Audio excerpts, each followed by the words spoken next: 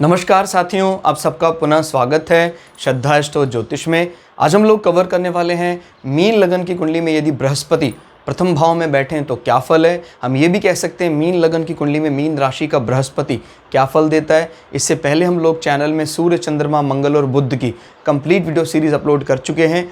कोई भी व्यक्ति भृगु सरल पद्धति को आधार बनाकर ज्योतिष को सीखना चाहता है, हमारे चैनल को सब्सक्राइब कर सकता है। हम जल्दी ही सूर्य से लेकर राहु केतु तक 9 के 9 ग्रहों का 12 अलग अलग लग्न की 12 अलग अलग राशियों फल को अपलोड करने वाले हैं। इस अपलोडेशन को टाइमली पाने के लिए बेल आइकन दबाएं ताकि आपको सारा अपलोडेशन टाइमली मिल सके। मेरा नाम है सनत कुमार वाजपेयी। 15 सालों का अनुभव मुझे साइंस एंड एस्ट्रोलॉजी में। हमारे बारे में और अधिक जानकारी के लिए सिंपली गूगल करें, सनत वाजपेयी लिखें, या यूट्यूब पर दिए गए हमारे अलग अलग लिंक्स हैं, फेसबुक का ग्रुप है, वहाँ क्लिक करें। आप हम तक कॉन्टैक्ट करने के जो माध्यम है वहाँ तक पहुँच सकते हैं। तो शुरुआत करते हैं क्लास का। मीन लग्न प्रथम भाव। दोस्तों, मीन लग्न के नेचर को और ज़्यादा समझने के लिए हमारी लग्न की जो वीडियो हैं प्लेलिस्ट सेक्शन में वहाँ जाएं। मीन लग्न के स्ट्रक्चर को समझने के बाद ये क्लास समझना थोड़ा ज़्यादा आसान हो जाएगा। क्लियर हो गया। अभी प्रथम भाव की बात करते हैं तो प्रथम भाव दोस्तों क्या बताता है? प्रथम भाव बात करता है हमारे ओवरऑल व्यक्तित्व की। हम अगर जानना चाहते हैं कि इस व्यक्ति के इनर कोर में क्या चल रहा है, इसका बॉडी स्ट्रक्चर कैसा है, किससे इंस्पायर है, इसका स्किन कलर, ये सब चीज़ हमें लग्न से पता लग जाती हैं। क्लियर हो गया। वो अलग बात है कि स्किन कलर वगैरह के लिए हम बुध को भी इंक्लूड कर लेते हैं, लेकिन काफ़ी हद तक जो उसकी इंटरनल फीलिंग्स हैं, थॉट्स हैं, उसका अंदाज़ा हमें लग्न से लग जाता है। जिस प्रकार से इनके लॉर्ड होंगे उसी प्रकार से हमारा व्यक्तित्व होगा। क्लियर हो गया। और कई दफ़ा हमारे लग्न में ही 2-3 अलग अलग स्वभाव के ग्रह बैठ जाते हैं, तो उसी के हिसाब से व्यक्ति बर्ताव करने लग जाता है। यानी कभी कभी बड़ा ज़्यादा सात्विक बर्ताव करेगा, कभी उसमें तामसी स्वभाव भी आ जाएगा, कभी कभी बड़ा ज़्यादा राजसिक हो जाएगा। तो वो तब होता है जब लग्न में 1-1, 2-2, 3-3 ग्रह का अलग अलग प्रकार से प्रभाव दिखाई देता है, और वो दिन में भी अलग अलग होरा के अनुसार उसका प्रभाव अलग अलग दिखा जाता है। जैसे अभी शुक्र की होरा चल रही थी, शुक्र हमारी कुंडली के लग्न में अच्छे तरह से प्लेस हैं, तो उस समय आदमी बड़ा ज़्यादा सौम्य हो जाएगा, है बड़ा ज़्यादा राजसी हो जाएगा, सुख सुविधाओं का भोग करने वाला हो जाएगा। फिर पता लगा उसमें राहु का भी प्रभाव है, तो जैसे ही राहु की या कह सकते हैं मंगल की होरा लगेगी, याद रखिएगा राहु का ज़्यादातर जो समय है ये पसंद करते हैं शनि का। तो जब कभी शनि की होरा लगेगी तो वो वैसा ही बर्ताव करने लग जाएंगे, क्योंकि आपको पता है राहु और केतु को होरा में तो गिना नहीं जाता है। तो जैसे ही शनि की होरा लगेगी तो राहु एक्टिव हो जाएगा। क्लियर हो गया।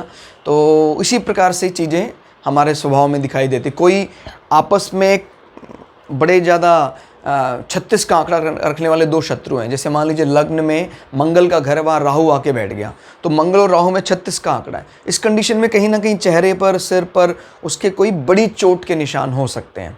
क्लियर हो गया। तो ये हमें अंदाज़ा लगता है लग्न से। मन मस्तिष्क हमारा मुख्य रूप से यानी मस्तिष्क की बात कर रहा है, सेरेब्रम, सेरेबलम, ये सब चीज़ें हम इसी से अंदाज़ा लगाते हैं। फिलहाल यहाँ मीन लग्न आ रहा है, तो मीन लग्न बृहस्पति का लग्न है और बहुत सात्विक लग्न माना जाता है। जल तत्व प्रधान राशि है, ब्राह्मण वर्ण है, तो वैसी ही चीज़ों में इसको भी इंटरेस्ट होगा। इसको भी जलीय चीज़ों से, कोई नदी का किनारा, महासागरीय कोस्ट, ये सब चीज़ इसको बड़ी प्रिय होंगी, जो भी ये जातक होगा। अब प्रिय हैं तो ठीक है, लेकिन कई बार क्या होता है, जैसे हमारा लग्नाधिपति हमें सपोर्ट नहीं कर रहा है, तो क्या होगा, एक विरोधाभास होगा। मतलब उसको प्रिय तो होगा लेकिन उसको वैसा एनवायरनमेंट, कभी वैसा रहने का मौका नहीं मिलेगा। तो वो जो चीज़ें प्रिय हैं वो हमें मिले, उसके लिए लग्नाधिपति का सपोर्ट करना सबसे ज़्यादा जरूरी। इनफैक्ट सबसे ज़्यादा कुंडली का जो महत्वपूर्ण ग्रह है वो लग्न का स्वामी ही है। क्लियर हो गया। तो ध्यान रखिएगा, अगर लग्न का स्वामी हमें फेवर कर देता है तो संसार जो आपके प्रति एक इमेज बनाता है वो मान के चलिए कि हाँ वो एक अच्छी इमेज है। और अगर चंद्रमा हमें फेवर नहीं कर रहा है तो संसार का एक अच्छी इमेज बनाने के बावजूद भी, संसार में एक अच्छी इमेज आने के बावजूद भी आप उस संसार से बड़े ज़्यादा दुखी महसूस करेंगे। तो याद रखिएगा, इसीलिए हम जब कभी भी पूरी तरह से किसी चीज़ को समझना चाहते हैं कि हम उसके बारे में क्या प्रिज्यूम करते हैं, हम यानी जातक स्वयं, तो चंद्र कुंडली से अंदाज़ा लगेगा। और संसार उसके बारे में क्या सोचता है वो लग्न कुंडली से अंदाज़ा लगेगा।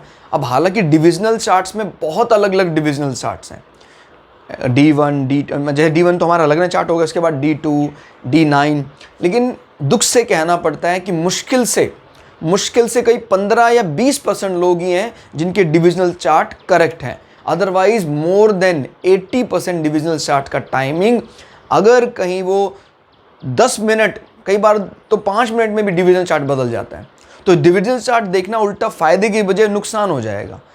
हमने डिविजनल चार्ट में पाया कि उसका मिथुन लग्न आ रहा था D9 में, जबकि उसकी पर्सनालिटी हर तरह से मिथुन से कहीं भी मैच नहीं कर रही है। तो थोड़ा सा हमने खुद कैलकुलेटिव चेंजेस किए और पता लगा वो टाइम गलत था और वो कर्क लगन में चला गया D9 में। तो ये ध्यान रखिएगा, किसी का जन्म D1 चार्ट में मेष लग्न में दिखा रहा है, D9 चार्ट में कर्क लगन में आ गया, लेकिन अगर जरा भी गड़बड़ हो जाए तो वो कर्क लगन जल्दी ही मिथुन में कन्वर्ट हो जाता है। इसीलिए डिविजनल चार्ट के बारे में तभी अध्ययन करना ठीक रहेगा जब आप एकदम श्योर हैं टाइमिंग के लिए, अदरवाइज फ़ायदा कम नुकसान देखने को ज़्यादा मिलता है। ऐसा होच पोच बन जाता है कि आदमी समझ ही नहीं पाता ये हो क्या रहा है। तो अपनी कैलकुलेशन में, अपने प्रिडिक्शन में ट्रांसपेरेंसी रखने के लिए, नॉट ओनली फॉर अदर्स, अपने लिए भी ट्रांसपेरेंसी रखने के लिए आप पहले इसको अच्छी तरह खंगालें। और यही कमाल है, यही चार्म है भृगु संहिता का या भृगु सरल पद्धति का। वो एक D1 चार्ट से ही करीब करीब सभी भविष्यवाणी आपके सामने रख देता है। अब आपको लग रहा होगा सर फिर जब कभी एक ही जगह पर 2 जुड़वा बच्चे होंगे तो भृगु संहिता एक ही चार्ट देगी दोनों को, उसमें कैसे अंतर करेंगे? ऐसे केसेस में बिल्कुल हम डिविजनल चार्ट की मदद ले सकते हैं और डिविजनल चार्ट एक्यूरेट तय कर देता है। लेकिन एक बात आपको याद रखनी है कि जो उनका दशा अंतरदशा का जो समय आएगा, जो जीवन में चीज़ों को गेन करने का समय आएगा, वो लगभग एक ही तरह चीज़ों को लेंगे। याद रखिएगा, ज़रूरी नहीं है कि एक कुंडली वाला धनी व्यक्ति है, दूसरा व्यक्ति भी उसी सेम, अगर वो अरबपति है वो भी अरबपति होगा सेम टाइमिंग में। याद रखिएगा, शुरुआत व्यक्ति ने कहाँ से करी है, देश काल परिस्थिति अनुसार ही आप भविष्यवाणी करेंगे। क्लियर हो गया? अब पता लगा उसके फादर साहब बहुत ही ज़ीरो से थे, तो ज़ीरो से लखपति बनना भी उसके लिए राजयोग जैसा ही होगा। और कोई आदमी पहले लखपति था, अब लखपति से अरबपति बना है। क्लियर होगा? तो याद रखिएगा, ये ज़रूर देखना है कि परिवर्तन किस प्रकार का हो रहा है। क्लियर होगा? तो ये धीरे धीरे हम खुद ब खुद समझ जाएंगे। डिविजनल चार्ट में बिल्कुल मानता हूँ, जब एक जगह पर 1-2 बच्चे जुड़वा बच्चे पैदा हुए हैं तो उनके डिविजनल चार्ट में, क्योंकि देखिए एक साथ तो बच्चे पैदा हो नहीं सकते हैं, एटलीस्ट 2 मिनट 3 मिनट का फ़र्क होगा, और 3 मिनट 4 मिनट के फेर से भी हमारे डिविजनल चार्ट्स चेंज कर जाते हैं। हम कुछ एग्जाम्पल भी आपको देंगे टाइम टू टाइम, जैसे जैसे हम प्राइमरी लेवल से फिर इंटरमीडिएट एडवांस लेवल पर बढ़ेंगे, हम इस प्रकार के आपको एग्जाम्पल भी देने वाले हैं कि भाई एक जगह पर 2 जुड़वा बच्चे पैदा हुए हैं और उनके जन्म में सिर्फ 3 मिनट का फ़र्क है, लेकिन डिविजनल चार्ट ने उनको एकदम अलग दे दिया। उनका लग्न चार्ट एक हो सकता है, लेकिन फिर भी लग्न चार्ट ये पुष्टि करता है कि भाई जीवन में जो जो उनका चीज़ों को देखने का नज़रिया है वो करीब करीब एक जैसा है। उसके बावजूद भी चीज़ें क्या उनको एग्जैक्टली सेम मिली, वो डिविजनल चार्ट तय कर सकते हैं। लेकिन मैं आपको फिर बोलूँगा, हर व्यक्ति को पहले पारंगत होना पड़ेगा D1 चार्ट, यानी आपका मेन लग्न चार्ट, उसके बाद ही आप डिविजनल चार्ट्स पर जाएं, ताकि आप इन चीज़ों को वहाँ पुष्टि होते हुए देखें। क्लियर हो गया? तो वो तो एक जैसे कोई क्रॉस एग्जामिनेशन करना हो, जब आपको कोई गलती लग रही हो बहुत बड़ी, उसके लिए ज़्यादा कारगर उपाय। अदरवाइज हम लगभग सब चीज़ D1 चार्ट से बता सकते हैं। D1 चार्ट ले लीजिए, या इसी से हम जो चंद्र कुंडली बनाते हैं उससे भी काफ़ी हद तक अंदाज़ा लग जाता है। तो यहाँ पर प्रथम भाव में बृहस्पति मीन लग्न में अपने स्वग्रही में होकर बैठे हैं, तो मैंने जैसे बताया बृहस्पति की तरह इनका रूप रंग स्वभाव होगा, और बृहस्पति यहाँ पर बैठकर ये बताते हैं कि ये एकदम आश्वस्त रहेगा, बड़ा शांत व्यक्तित्व होगा, बड़ा बुद्धिमान होगा, ज्ञान के लिए लालायित रहेगा, कोई वसा संबंधी बीमारियां इसको नहीं होगी, निर्दोष होगा। क्लियर हो गया?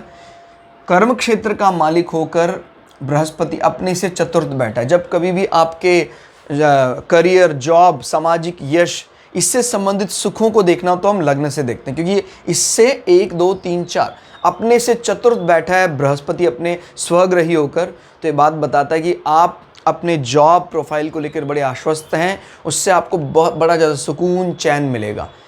अगर इन दोनों बृहस्पति की हाउसेस में डिफरेंस करना हो तो ये बताता है ये बृहस्पति का क्षत्रिय रूप है और अग्नि तत्व प्रधान राशि, यानी आप अपने ऑफिस में या आप अपने करियर प्रोफाइल में बड़े ही ज़्यादा अनुशासित दिखाई देते हैं, बड़े एग्रेसिव दिखाई देते हैं, लेकिन आप अपने स्वयं जो आपकी पर्सनैलिटी है, जब अपने आप को किसी चीज़ से निर्लिप्त ना माने, किसी चीज़ से लिप्त ना पाएँ, उस समय आपको लगता है कि मैं पूरी तरह से शांत व्यक्तित्व हूँ, क्योंकि यहाँ पर ब्राह्मण वर्ण की पुष्टि हो रही है और यहाँ पर क्षत्रिय वर्ण की पुष्टि हो रही है। तो वो ध्यान रखना है कि ऑफिस एनवायरनमेंट में इनका मूल त्रिकोण राशि है और यहाँ पर इनकी स्वराशि है। ठीक हो गया। फिर इनके दृष्टियों की बात कर लेते हैं। बृहस्पति यहाँ पर बैठकर 1 2 3 4 5 अपनी उच्च की दृष्टि से पंचम भाव पर नज़र बना रहे हैं, जो बताता है कि आप अपने एजुकेशन को लेकर, यानी जो भी जातक हैं एजुकेशन को लेकर बड़ी ही कंस्ट्रक्टिव अप्रोच है उन लोगों की और बहुत ऊंचाइयों को छुएंगे। इनका डिग्री सर्टिफिकेशन समाज में एक अच्छा मादा दमदार एजुकेशन इनको देगा। कर्क की तरह ना सिर्फ केयरिंग, हॉस्पिटैलिटी, इस प्रकार की इंडस्ट्री की तरफ अट्रैक्ट होंगे और उन इंडस्ट्री में स्पेशली जो एजुकेटर्स हैं उस प्रकार का आपका बनने का हिसाब किताब दिखाई देता है। क्लियर हो गया। शर्त ये है अगर एजुकेशन अच्छा चाहते हैं कि चंद्रमा भी अच्छी स्थिति में या तो स्वग्रही हो जाए या चंद्रमा उच्च के होकर वृष राशि में चले जाए, तो आपकी एजुकेशन सच में कमाल की होगी। क्लियर हो गया। अगर चंद्रमा यहाँ बैठ जाते हैं तो ये बात फिर एक और मजबूती दे देती है। आपका जो लक्ष्मी त्रिकोण है पंचम, इसको बहुत मजबूती दे देगा। यानी ये एक प्रकार से कह सकते हैं आपके जन्म की, यानी पूर्व जन्म के करे हुए आपके जो फल हैं उसका आपको सीधा मिलेगा। क्योंकि देखिए पहला, पांचवा, नौवां लक्ष्मी त्रिकोण होते हैं। अगर इनके स्वामी इनके घर में ही बैठ जाएं तो बहुत ऑस्पिशियस माना जाता है। किसी भी कुंडली में आपको एक सिंपल तरीका बता रहा हूँ, 1 5 9 इन हाउसेस के स्वामी अगर यहाँ बैठे हैं, भाई इन लोगों को तो आप अपने साथ किसी भी तरह मिला लेना। अगर कोई कुंडली आप कभी कभी देखें, अपने पार्टनर की कुंडली में दिखाई दे, आपकी कुंडली में दिखाई दे, या आपके लिए कोई, मतलब मैं किसी को गलत दिशा नहीं दिखा रहा कि भाई आप सिर्फ उसी से अंदाज़ा लगाओ। भाई आपको किसी का नेचर पसंद है, फिर आपने उसकी कुंडली भी देखी, फिर देखा आपने 1 5 9 के स्वामी स्वग्रही होकर बैठे हैं, भाई इसको तो फिर अपनी लाइफ में ज़रूर इंक्लूड करना ही है हमें। ये बड़े भाग्यशाली लोग होते हैं। ये लोग ना सिर्फ अपने लिए भाग्यशाली हैं, जिसके साथ रहेंगे उसके भी भाग्य को बलवान कर देंगे। क्लियर हो गया। तो मैं तो बिल्कुल चाहूँगा कि ऐसे लोग हमारे जीवन में हमारे साथ रहें जिनका 1 5 9 स्वग्रही, क्योंकि बिना बहुत ज़्यादा एफर्ट्स किए भी इनको वो कार्य सिद्ध हो जाते हैं जिसके लिए हम बहुत ज़्यादा मेहनत करते हैं। क्लियर हो गया। तो ये 1 5 9 का कमाल है। क्लियर हो गया। इतना ज़्यादा अच्छा तो ये धन योग में रिजल्ट नहीं देते, इतना ज़्यादा स्वग्रही होने पर दे देते हैं। क्योंकि देखिए धन योग के लिए आपको एक प्रकार का योग का वेट करना पड़ता है, उस कॉम्बिनेशन का। इसका स्वामी यहाँ गया, इसका स्वामी यहाँ गया, बट जब स्वग्रही हो गए तो किसी का वेट करने की कोई आवश्यकता नहीं, आप जन्म से वो गुण लेकर पैदा हुए हैं। क्लियर। तो यहाँ पर बृहस्पति ने लग्न का स्वामी होकर लग्न में बैठने का निर्धारित किया, बहुत ऑस्पिशियस। मतलब एक मान लो इसकी कुंडली में कोई दोष होंगे भी तो काट देगा बृहस्पति। पंचम दृष्टि से एजुकेशन को, संतान पक्ष को मजबूत कर रहा है, सडन गेन देगा आपको और आपके जीवन में अच्छे ख्याति देगा, आपको यश देगा, फ़ैन फॉलोइंग बड़ी अच्छी होगी। किसी भी एक्टर, एक्ट्रेसेस या कोई भी सेलिब्रिटी है, उसका पंचम अगर मजबूत नहीं है तो उसको लोग ज़्यादा मानेंगे नहीं, वो आएगा फिर इसी प्रकार से चला जाएगा। बुता हुआ स्टार बोलते हैं जिसको।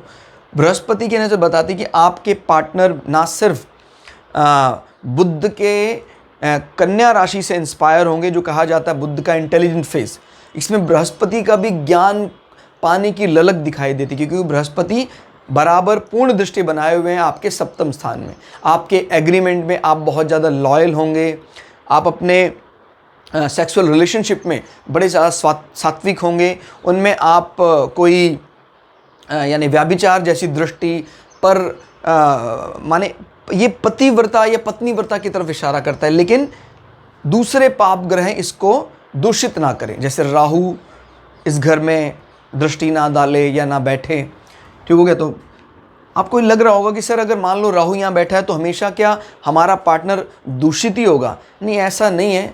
याद रखिए, इस घर के जो कारकत्व होते हैं, कभी कभी जैसे मान लीजिए शुक्र अकेला बैठकर भी इस शुभता को कम कर देता है। जैसे इसको एक एग्जांपल देके समझते हैं। जैसे मान लीजिए आपकी बॉडी स्ट्रक्चर के लिए शुक्र स्वग्रही होकर निर्दोष प्रथम भाव में बैठ जाता है, तो शुक्र अकेला बैठकर चीज़ों को थोड़ा सा सुख मान के थोड़ा फुला देता है, मोटा कर देता है। तो फिर आपको ये लगेगा यार मेरा पार्टनर तो ज़रूरत से ज़्यादा मोटा है तो बढ़िया, स्वभाव अच्छा है उसका, लेकिन अगर उस शुक्र में कोई पाप ग्रह की दृष्टि पड़ जाती, शुक्र को थोड़ा डिस्टर्ब कर देता, तो वो बॉडी स्ट्रक्चर को थोड़ा स्लिम कर देता। तो ऐसे याद रखिएगा, इससे संबंधित कोई शुभ ग्रह अपनी शुभता बढ़ाने के चक्कर में वो कहता नहीं देवीय गुण ले लेता है, फिर वो हमारे लिए नहीं बचता, फिर वो देवताओं के लिए या इस प्रकार के गुण ले लेता है। तो उसका भी थोड़ा सा कहते हैं काला टीका भी लगाना ज़रूरी है अगर शुभता बहुत ज़्यादा है। तो फिर उस कंडीशन में कोई अगर राहु केतु इनफैक्ट बैठ भी जाए तो भी वो इतना बुरा असर नहीं डालते हैं। तो ये बात याद रखिएगा कि शुभता, excess of everything is bad. अगर किसी की शुभता बहुत अधिक स्तर पर, यहाँ पर कारकत्व बहुत बली होकर जिस भाव में बैठते हैं, प्रायः देखा गया है कि वो फिर उसके बुरे परिणाम भी कुछ दिखाई देते हैं। जैसे मैंने आपको बताया इसका कारकत्व कोई है बहुत शुभ होकर यहाँ बैठ जाता, तो फिर वो उससे संबंधित विकार रूप में या आपके बॉडी स्ट्रक्चर में विकार ले आता है। ठीक है, तो ये बात भी ध्यान रखना कि प्रथम भाव में जैसे मेष लग्न पड़ रहा है, वहाँ राहु बैठ जाता है, मंगल बहुत बली है, लेकिन राहु यहाँ बैठकर क्या कर देगा?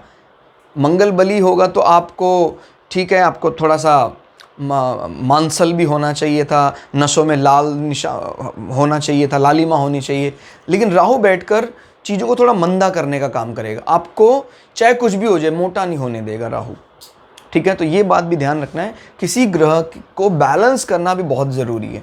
फिर बृहस्पति की 7, 8, 9 बृहस्पति की 9वीं दृष्टि वृश्चिक राशि पर पड़ रही है, जो मंगल के मित्र की राशि है, तो ये भी अच्छी मानी जाएगी।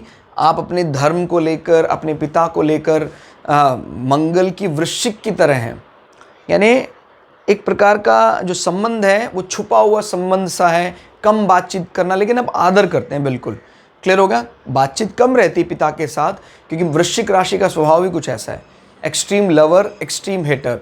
बृहस्पति की लेकिन ये नज़र बताती है कि आपके पिता बड़े बुद्धिमान हैं, आपका भाग्य आपका साथ देगा और आप कोई हायर रिसर्च की तरफ जा सकते हैं, आपको ग्रंथों का भी अच्छा ज्ञान होगा, शास्त्रीय ज्ञान होगा। क्लियर? तो कुल मिला के रिजल्ट प्रथम भाव में बृहस्पति स्वगृह होकर बहुत अच्छे रिजल्ट देते हैं।